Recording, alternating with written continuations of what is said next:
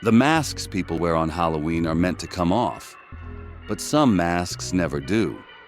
What you are about to hear are 3 true Halloween horror stories based on chillingly real events documented by an office worker, a group of college friends, and 3 teenagers who saw something they were never meant to see. First, a man discovers the coworker he befriended has been living a horrifying lie centered around a dead thing he keeps on his couch. Then, 4 friends exploring a haunted cave are forced to make a terrible choice when one of them is taken by the darkness within. And finally, a Halloween dare leads 3 teens to stumble upon a local doctor's gruesome secret hobby, hidden in plain sight. The most terrifying monsters aren't hiding in the dark. They're standing right next to you, smiling. Subscribe and turn on all notifications because the darkness has more stories to tell.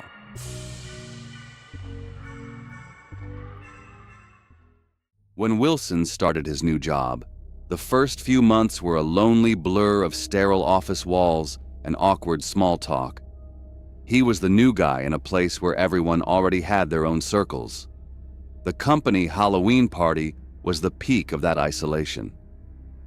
Wilson stood in a cheap zombie costume, nursing a warm beer while the old lights overhead made a constant irritating buzz. The room smelled like stale donuts and burnt coffee, and he was just counting the minutes until he could escape. That's where he met Taylor. Taylor was a senior developer, a guy who moved with an easy confidence, and he had a genuinely killer costume. He rescued Wilson from a corner, and they just clicked, spending the next hour talking about old horror movies. When the party wound down, Taylor clapped him on the shoulder. "Hey man, I gotta get home," he said with a friendly smile. "My girlfriend Nicole, she'll kill me if I'm too late." Wilson just nodded, thinking it was the most normal thing in the world. For the first time, he felt like he might actually fit in, and he did. Over the next 6 or 7 months, Taylor became his best friend at the company. They were a team. They'd bang their heads against the wall on tough projects, then celebrate with a long lunch. Wilson told Taylor about his family, his last breakup, all the dumb stuff. Taylor would listen, laugh at the right spots, and offer solid advice. He was just a good, solid guy. He talked about Nicole here and there, but it was always normal stuff. "Nicole and I tried that new Italian place," or "Nicole's making me watch this terrible reality show." She was just a name, a normal part of his friend's normal life. The friendship felt real, and for Wilson, it was the best part of his job. Then, so slowly you could barely notice it, the little cracks started to show. It started with the phone calls. Wilson had seen Taylor take calls from Nicole 100 times, but one day at lunch, he noticed something. Taylor had his phone pressed to his ear, nodding, that classic, okay, honey look on his face. But the screen was black. Wilson blinked, sure he'd seen it wrong. It was a single, weird detail, the kind of thing your brain immediately tries to erase. But then he saw it again a few weeks later. Taylor at his desk, having another one-sided conversation with a dead screen. A cold little knot tightened in Wilson's stomach. A pattern was forming, and it didn't make any sense. After that, Wilson started to notice other things. Taylor always turned down invitations to hang out. It was never just a simple "no thanks."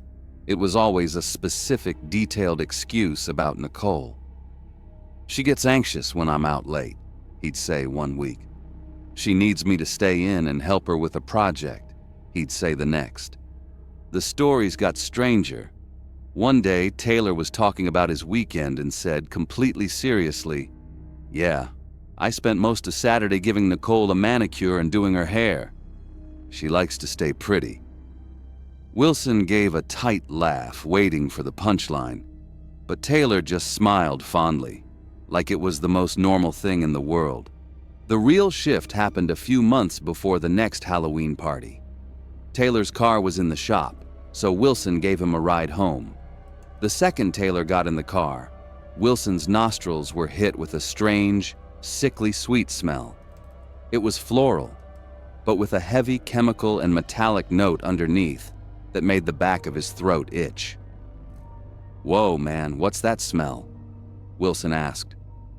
Taylor just shrugged. "Oh, probably just Nicole's perfume. It's a little strong, I know." He said it so casually, but the smell wasn't just strong. It was unnatural. Then came the second Halloween party, almost a year to the day since they'd met. Wilson's phone rang. It was Taylor, his voice buzzing with a weird high-strung energy. "Hey man, I'm not gonna make the work party," he said. "I'm having my own little party here with Nicole. She's all dressed up, and I really want you to finally meet her. She's been dying to say hello." Every alarm bell in Wilson's head was screaming, but what could he do? This was his best friend. After a year of excuses, he had to know. "Yeah, sure, man. I'll swing by," he heard himself say. He drove to Taylor's house with a feeling of absolute dread. He pulled up to the quiet, dark house, and that smell hit him the second he opened the car door, thicker than ever. He knocked. Taylor opened the door, his eyes wide, a stressed-out smile plastered on his face. He pulled Wilson into a living room that was impossibly clean, and sitting on the couch, perfectly still, was a woman in a white wedding dress. "Wilson," Taylor said, his voice trembling with pride. "This is Nicole." For a split second, Wilson's brain tried to fix it. It's a mannequin, he thought. A joke. A really, really elaborate Halloween prop. He took a step closer, forcing a smile, and that's when he saw it. The skin wasn't plastic. It had a waxy, chalky texture. The eyes were glass, reflecting the light with a dead, empty stare. He saw the faint glint of wire around her neck, holding her head at a perfect, rigid angle. The sight of it, the waxy skin, the dead eyes, it was exactly like seeing his cousin in a casket years ago. The horror was absolute. This wasn't a prop. It was a body. He mumbled something, an excuse about an emergency, and fled. He ran to his car, his heart hammering against his ribs, and called 911 with hands that could barely hold the phone. He sat in his car and watched the street fill up with flashing lights. He didn't need the news to tell him the story. He just kept replaying the last year in his head. The laughs, the lunches, the friendship he thought was real. All of it a lie.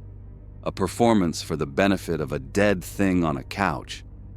It's the kind of thing that messes with your head, makes you start looking for answers. Wilson did. He started reading, trying to figure out how a person could be so empty inside. And what he found is the part that really gets you.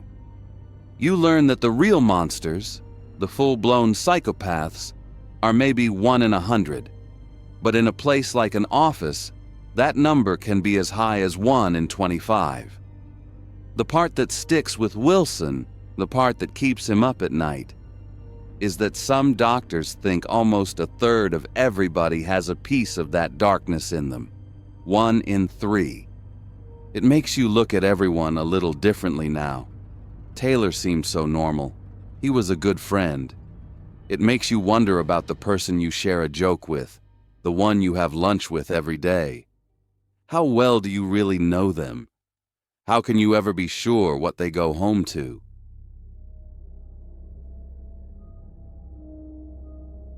For 4 college kids from Phoenix, Halloween was a tradition. It wasn't about parties. For 19-year-olds Lee, Baker, Greg, and Evans, it was an annual test of nerve.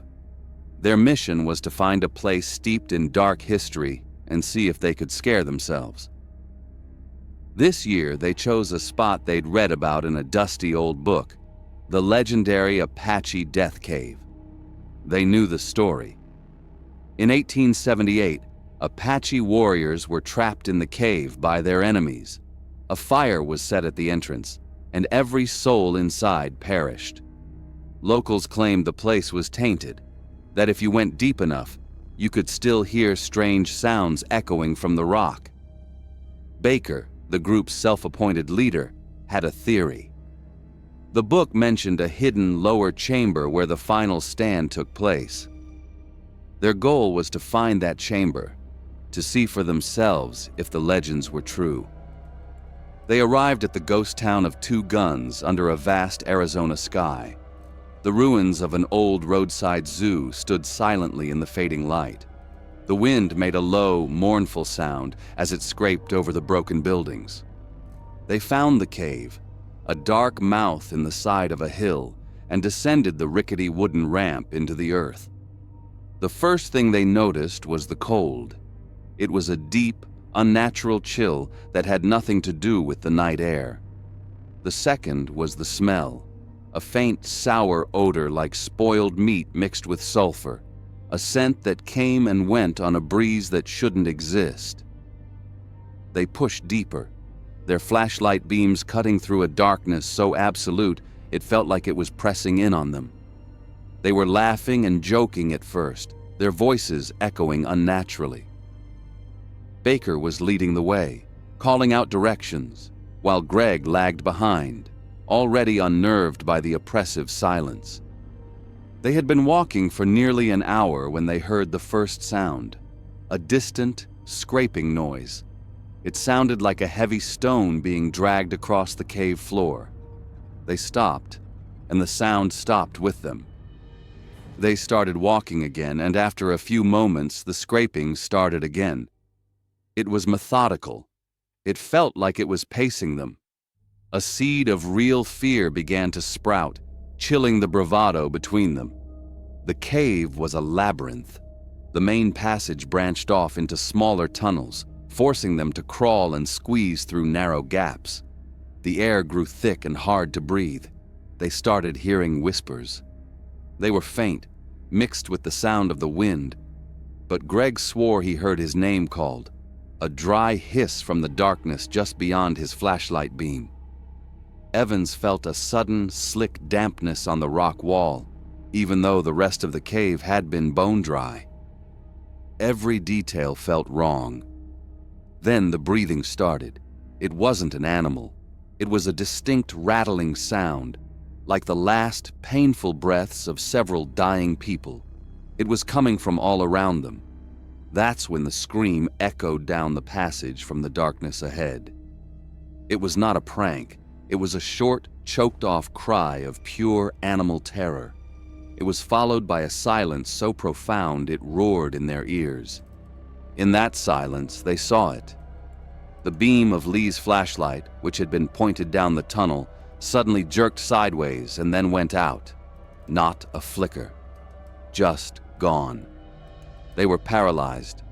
Evans, who had been standing next to Lee, was just staring at the empty space where his friend had been. His face was a mask of horror, his mouth open in a silent scream. A wet, shuffling sound started up from the darkness, and the smell of sulfur and rot was suddenly overwhelming. That broke the spell. No one said a word. There was no plan. There was only a shared, shameful look that passed between Baker, Greg, and Evans. It was a look of pure animal panic. It was a silent agreement that they were not heroes. They turned and ran. It wasn't a clean escape. It was a frantic, clumsy scramble over rocks and through tight spaces. Greg fell, scraping his hands raw on the stone. He could hear the wet, shuffling sound behind them, keeping a steady pace. He didn't dare look back. The fear was a physical thing, a cold weight in his stomach that told him if he looked, his heart would stop. They burst out of the cave mouth, gasping in the cold night air, collapsing near the car. The silence of the desert was a deafening contrast to the chaos of the cave. They stood for a long, agonizing moment, chests heaving, listening, waiting. Lee did not emerge. The horrible, unspoken truth hung in the air between them. They were leaving. The drive back was a new kind of hell. The car, once a symbol of escape, now felt like a coffin. No one spoke. The radio was off. The only sound was the hum of the tires on the asphalt and their own ragged breathing. Greg stared out the window at the passing darkness, his mind replaying the moment Lee's light went out. He replayed their silent decision to run. He tried to build a story in his head, a lie he could live with. He was probably right behind us. He'll find his way out. What could we have done? The justifications were flimsy, pathetic things, and they dissolved in the face of the horrifying, pounding guilt in his chest. A pair of hikers found Lee 2 days later, huddled near the cave entrance. He was shivering and unresponsive, his eyes wide and vacant. He was alive, but whatever he saw in that cave had silenced him forever. The doctors found no physical reason for it, but Lee could no longer speak. The friend group shattered. They couldn't look at each other without seeing their own failure, their own cowardice. Greg still thinks about that night all the time, haunted by the question of what was in that cave. Was it a person, an animal, or something else? The not knowing is a kind of torture. But the worst part is visiting Lee and seeing the question that his old friend can never ask out loud, but that Greg sees in his silent, haunted eyes every single day. Why did you leave me? It's a question Greg will have to answer for the rest of his life.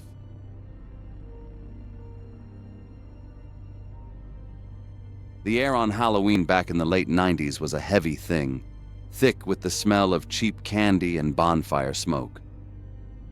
Anthony was 17, walking with his 2 friends, Ebony and Terrence, down a cracked sidewalk in their corner of Detroit. The whole neighborhood felt alive with a restless energy. The distant sound of sirens, the rumble of bass from passing cars, and the high-pitched laughs of little kids running wild in the streets. Ebony, their unspoken leader, was getting impatient with the boys' pace, teasing them for walking too slow. Terrence was dragging his feet, visibly nervous, mentioning his mother's warnings about this particular street being a no-go after dark. Anthony stayed quiet, watching. That was his role. He watched the wind lift discarded candy wrappers from the gutter and felt the autumn cold seeping up through the soles of his worn sneakers. This was home, a chaotic, loud place where you learned to keep your head on a swivel. As they walked, the sounds of life began to fade behind them, block by block. The laughter and music grew distant until it was just a faint, rhythmic pulse. They were hitting the quiet part of the neighborhood now, the part of town the city seemed to have forgotten. It was a part of the city where people could slip through the cracks. Over the years, stories would pop up and then fade away, about drifters or homeless guys who were regulars at the soup kitchen one week and gone the next. People just vanished. There were never any official reports, no news stories. They were just erased. In a neighborhood with so many problems, a few missing forgotten men didn't make a sound. The streetlights here were mostly shattered, their metal posts standing like skeletal fingers pointing at the dark sky. The houses stood dark and empty, their yards overgrown with weeds that clawed at the peeling paint. The block felt dead. Up on the far corner, an old 2-story house loomed over everything. You could tell it had been grand once, a long time ago.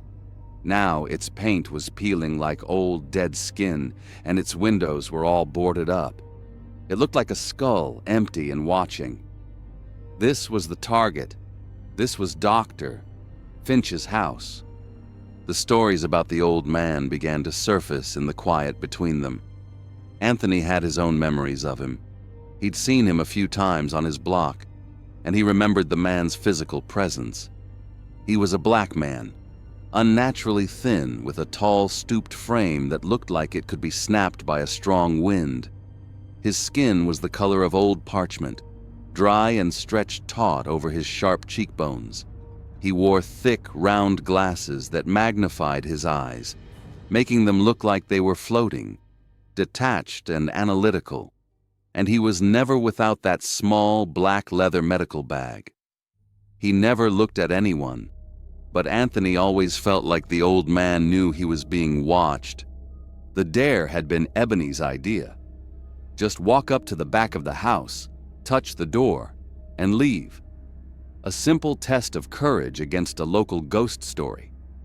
As they got closer, the last faint sounds of the city seemed to vanish completely. The silence was heavy, oppressive, like the house was sucking all the noise out of the air. It got cold, too. A sudden, bone-deep chill that had nothing to do with the temperature. Then the smell hit them. It was a sickening scent, a mix of rotting flowers and something sterile, like a hospital where they had forgotten to turn on the air. It was a smell that had no business being there. That's when they saw the light, just a thin sliver of yellow glowing from a gap in a boarded-up window around back. The dare was immediately forgotten. They had to see. They crept toward it, the chest-high weeds snapping under their feet like tiny bones. They reached the window and peered inside. Anthony was expecting to see some cheap Halloween decorations. A plastic skeleton, maybe. What they saw was real.